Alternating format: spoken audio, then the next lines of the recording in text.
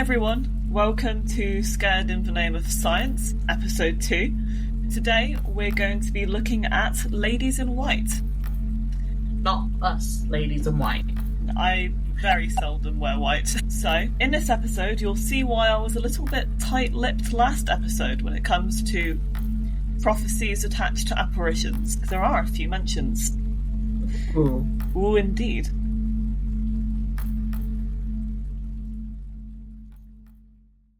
So, to start with, ladies in white are apparitions that have been reported sighting-wise all over the world. As the name would suggest, they appear as spectral young women in a long white dress. The most common link between the different stories of women in white is that they are often women who have been betrayed by their loves and either killed themselves, been killed by their loves, or killed themselves and their children. So, steeped in tragedy, essentially. Their grief and sorrow is kind of carried throughout the planes with them, and their ghosts are often being seen as being consumed by their terrible experiences in the living world. It's really, really sad. It is very sad. Actions aside, the idea of pain being that kind of intense that it can transcend planes is I think it's very deeply sad. So, as I researched into this topic, I had one question that was burning on my mind above else. What is the significance of white in this context?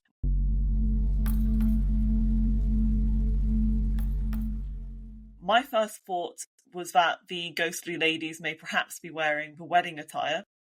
It's symbolic of a broken commitment that they would be wearing it in their death. But this isn't the case at all, because it only became popular to be married in a white dress after 1814, following the wedding of Queen Victoria to Prince Albert, where she was wearing white. At this point, I was considering religious connections. In most Western cultures, white is a colour that's often associated with purity, innocence, and cleanliness. Rox, what are your thoughts on that? Yeah, so obviously there's a lot to be said with colour meanings. Another one is also linking to angels as well, but that is a strictly sort of Western Christian culture kind of thing. Another thing that's really interesting is obviously in like Indian and Asian cultures, red tends to be that marital colour as that symbol of like fertility and passion and love and all those kinds of things. So I do wonder if there are more women in red in Eastern culture compared to our women in white in Western. That is interesting. That's definitely something that we'll have. That's something that, should look into, actually. Perhaps the colour isn't the linking theme in this category. They're being categorised wrong. Interesting. Could be. So, in my mind, it is interesting. If you consider the colour connections previous, it's interesting that the women are dressed in white as spectres, as typically they can't really be associated with innocence and purity in this sort of instance. Those wouldn't have been traits connected with the circumstances of their death. Usually the women in white have committed various sins before, during, or after their deaths. Historically, suicide was considered a sin by quite a few Christian sects throughout history. Thankfully, attitudes are shifting in recent years, but I think the most likely explanation for these ladies appearing in white is simply because that white was the most common colour of the burial shroud.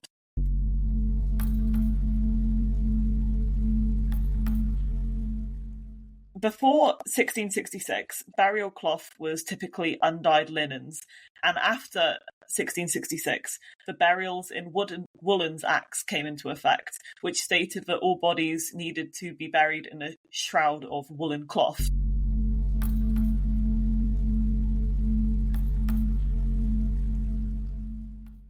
The explanation for our white-clothed ladies could then simply be that white is a death-associated colour and not one that is commonly worn day to day. Therefore, by being a ghostly figure, they are coloured by their burial shrouds rather than what they would typically wear. According to The Ghost, A Cultural History by Susan Owens, during the 18th century, burial clothes changed. Shrouds were replaced with long-sleeved shirts with attached drawstrings to the neck and wrists. In addition to this, in some 17th century broadsides, ghosts are depicted in shrouds that tie above their head, but leave the feet loose to enable them to walk around. I know, it's such a funny image, isn't it? It really is, because I've just got this image of like someone with the bag, and then it's just their feet sticking out, and they're just walking around like doo-doo-doo-doo. As burial sheets and shrouds were left behind, it is possible that these portrayal of ghosts were also modernised to dresses.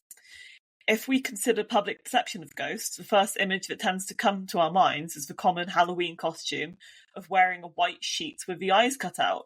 Possibility from this costume is that it was inspired by the burial shrouds and sheets. Oh, that's wild. I'd never put that connection together.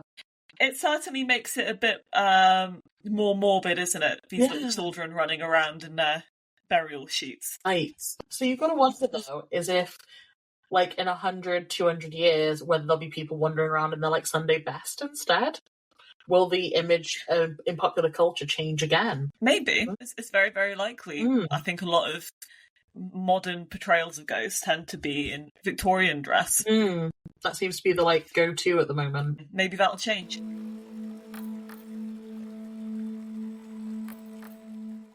So, the most famous example of a woman in white is a spirit from Mexican folklore, La Llorona.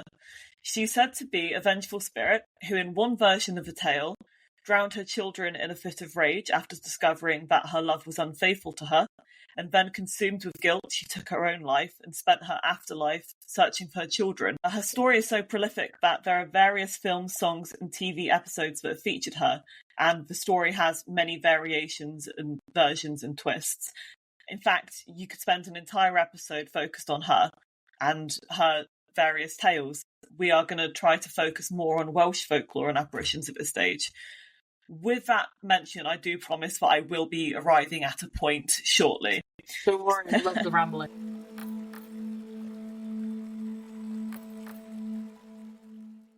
So, in some legends a little closer to home, we can look at the stories such as The Woman in White at Llindir Inn. Llindir Inn is a 13th century inn in north-east Wales that is home to a rather interesting tale. The story goes that a sailor's wife by the name of Sylvia grew lonely, and in her husband's absences during his time at sea, she took a lover.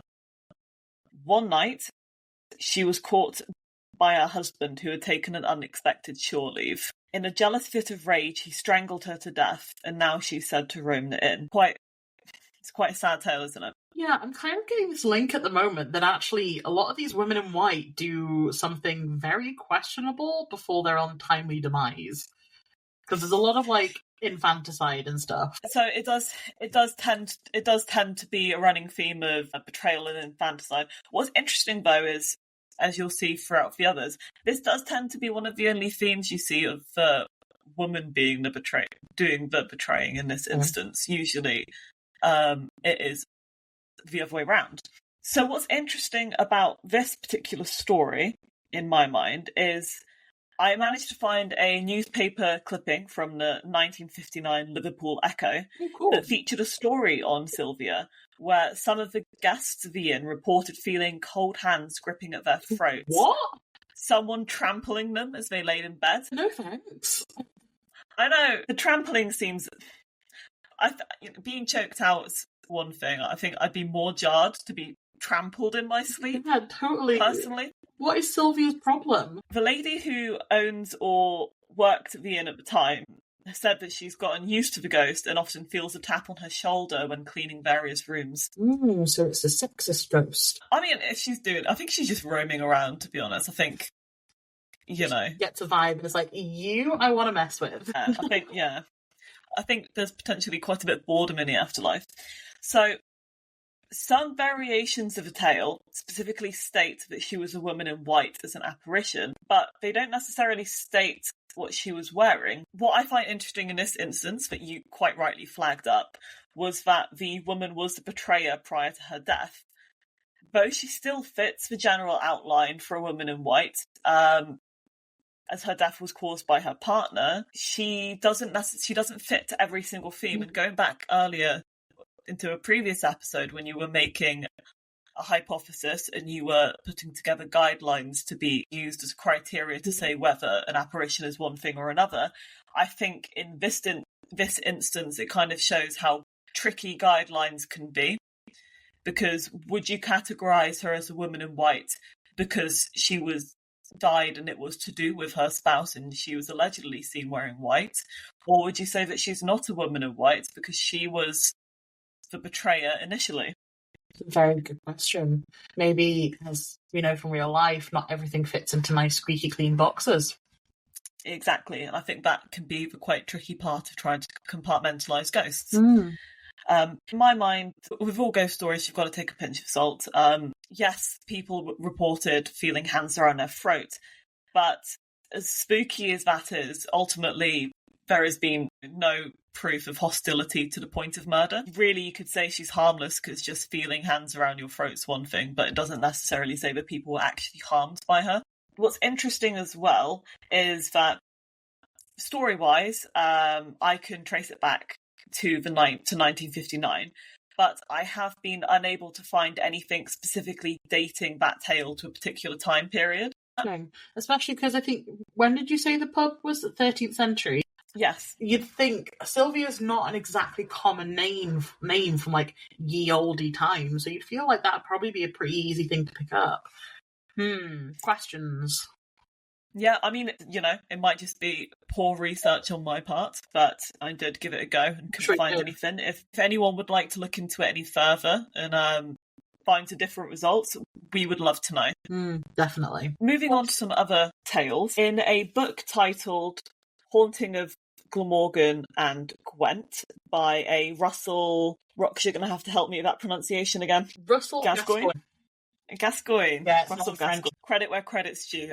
We always try to say the authors of the books when we get sources from, even though my pronunciation is foul. So, in this particular book, 2 white ladies are referenced. Go for it. Oh dear. So, now we're getting into the trickiness of Welsh pronunciation rather than French. So in Llanfagel Court, a white lady was said to appear on the stroke of midnight in a hallway. She then walks out onto the terrace before pausing and screaming. The screaming is only mentioned in some accounts. And then she walks away along an avenue of Scots firs into a small woods. So pausing and screaming, as intensely relatable as that is at midnight, that does again link to some of your previously discussed apparitions, I believe, with Hosea Pope. Was there a scream? He didn't necessarily scream, but there was a scream, and we couldn't say if that was to do with his apparition or his foretelling. Yeah, I do find the image as well, though, of her just like walking to a balcony and being like, "Ah!" Really funny, though. I think that humour might die away. Okay. The book does make reference to a skeleton being found under the terrace, bullets lodged in the skeleton. So I think the implication there is being that it's her skeleton. Okay, yeah, that scream is suddenly valid. However, having done some further research, I have been unable to find anything online that supports this. Yes, it's mentioned in the book, but just so everyone is aware, I have been able to find other mentions of this haunting, but no mentions of the skeleton, which I think is interesting because a skeleton is quite a solid piece of, evidence, really. So was the skeleton found, you think there would be you think it would be something easily discoverable online? Yeah, especially if it's unexpected. Normally that'd be in like newspaper records or something like that. So that's really weird that there's nothing tangible. Yeah. So, just like what I said earlier, grain of salt. So, interestingly, there's a second white lady linked to the area. I'm not going to say the name again because I really, really, really struggle. There are reports of a haunted pool there from which a white lady emerges. The story around it is that the lady was drowned as a witch in the 15th century and forced to wear an iron ring around her wrists. She is said to rise from a pool at dusk, and that her appearance foretells the coming of a death in a neighbourhood. Sounding familiar? Again, just to add in, all the mentions that I have found online have basically been the exact same story with very little information added. Not many eyewitness accounts either, just to kind of put that out there.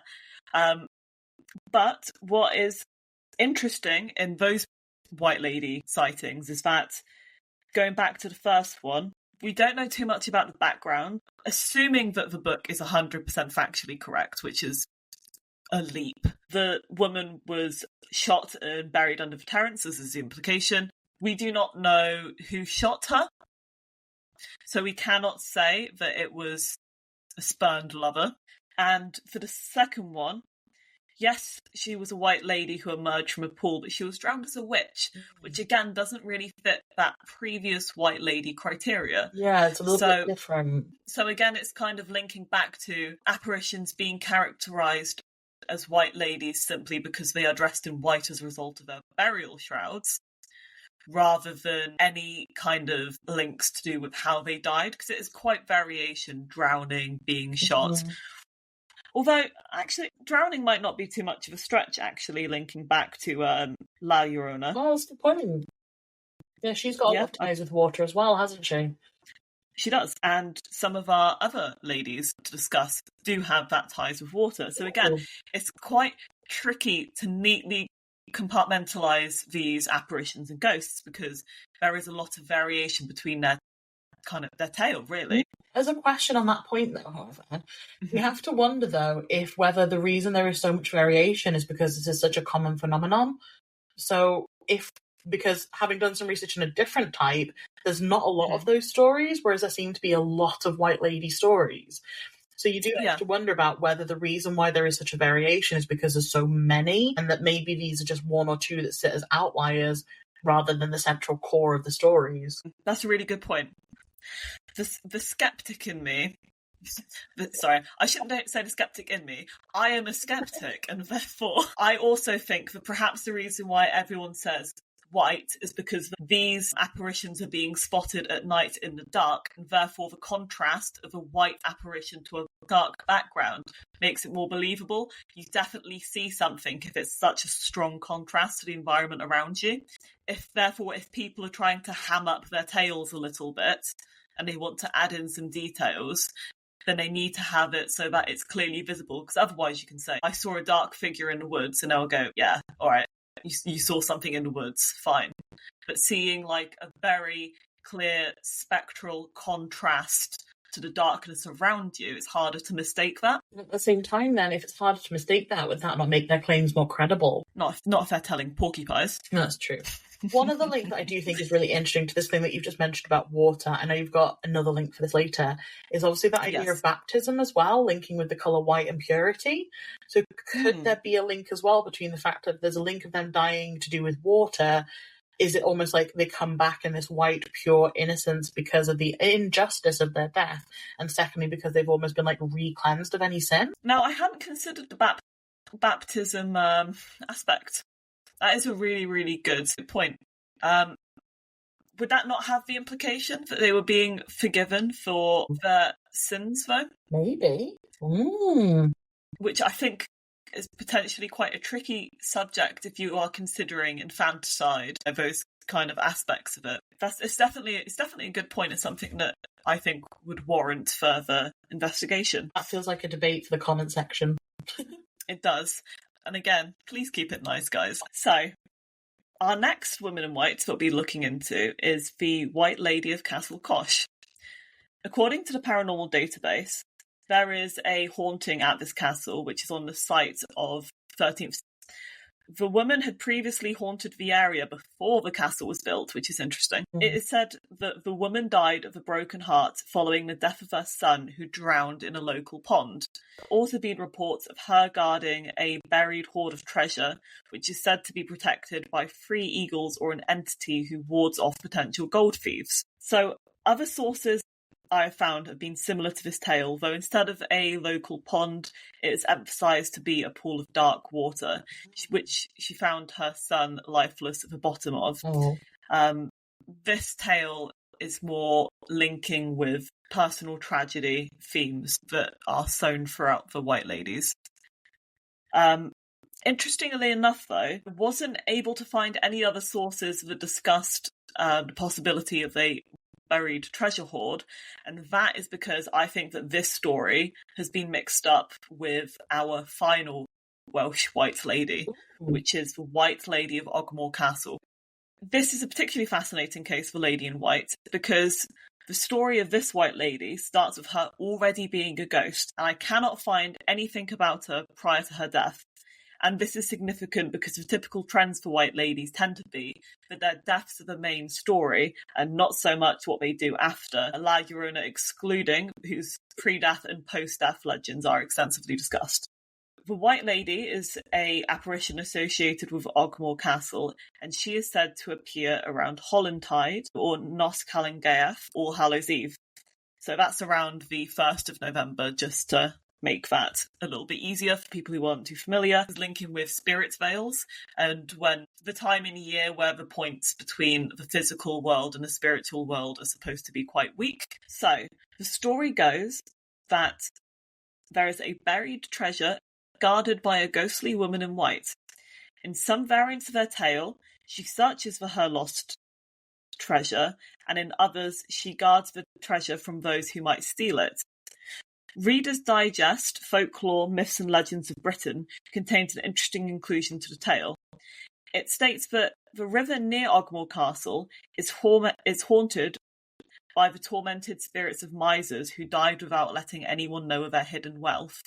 Once the hoards are found and discarded in the river downstream of the castle, the spirits can then be released. So there are lots of variations, but the two aspects that remain unchanged is that there is a ghostly white lady and a buried treasure. Paranormal Database adds another layer of mystery to this tale, as in this version of the tale, the lady in white once attacked a man who tried to steal a hoard of treasure, and soon afterwards he died of the wasting disease. Whoa. I could not find many other accounts of the White Lady sighting, so that we can only assume that wasting disease deaths and after visiting Ogmore Castle are not commonplace. I believe we've actually been to Ogmore Castle. Yeah. And I can confirm that we have not died of wasting disease deaths. I've definitely been past it. I don't know if I've been there myself, but I'm down for it. Let's go. Okay. Well, if all of a sudden we stop doing anything after leaving an ominous final message, you'll know. So, then again, I don't think I'm particularly interested in stealing buried treasure. Not really, anything to do with me.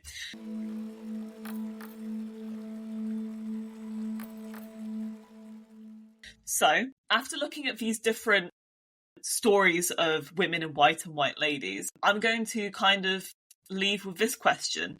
Do we think that the White Lady of Ogmore is a true white lady, being that she doesn't fit any of the themes? Or are we saying that she is a mistaken ghost type and she is something completely different and she's just been slapped on with the label of woman in white because she's cutting around in a white dress? That is a really interesting question.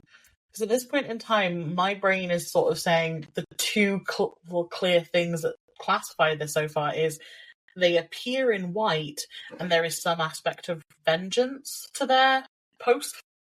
Because most of these stories seem to have that aspect of wanting to get revenge or feeling wronged and things like that. So I wonder if that's the two things we could classify there. But I don't know. That's really interesting.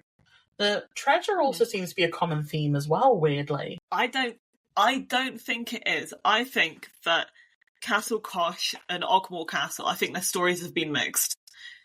Because the only account of treasure is for Castle Kosh is on the paranormal database. No other tales have I been able to kind of seen that association with treasure when discussing Castle Kosh.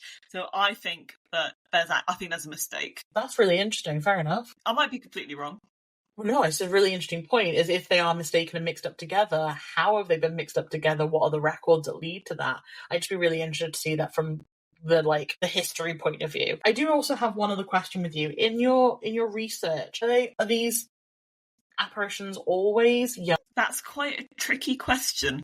You're stumping me. It's not very nice. No, I'm just teasing. Oh. So I think that youth is sort of tied with it. If you're looking at, I think particularly with the association of children, they need to at least, in my mind, be within childbearing age. And I think part of the reason why they are depicted as young is because, again, it's the association of, mothers with their children, but also it's to do with lusty activities, so to speak. Whoa. Well, if you look at the lady of Llindir Inn, she was, cheating on her husband. And, this might be a personal bias, but you don't typically tend to find depictions, in stories of it being the elderly population who are getting it on.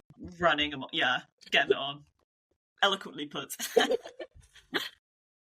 Hey, interesting. I like that as a theory that there isn't maybe an age range to this. That's really interesting. I mean, it might not even be an age range, it just might be what's typically observed. True. Like, like we discussed earlier, there are plenty of outliers in these cases. That's true. So maybe we need to start looking at them from a different point of view rather than just the coloration. 100%. And that's why I think it's really interesting what you said earlier about in Eastern cultures, if there's red ladies.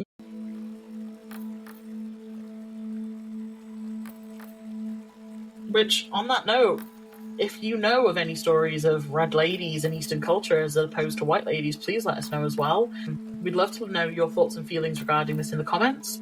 And please use hashtag Sitnos, SITNOS, with any videos or things you think might be of interest to us. Please feel free to answer the questions that Al has posed today in the comments below. We'd love to see your opinions. Definitely. Thanks for listening, guys. Thank you, guys.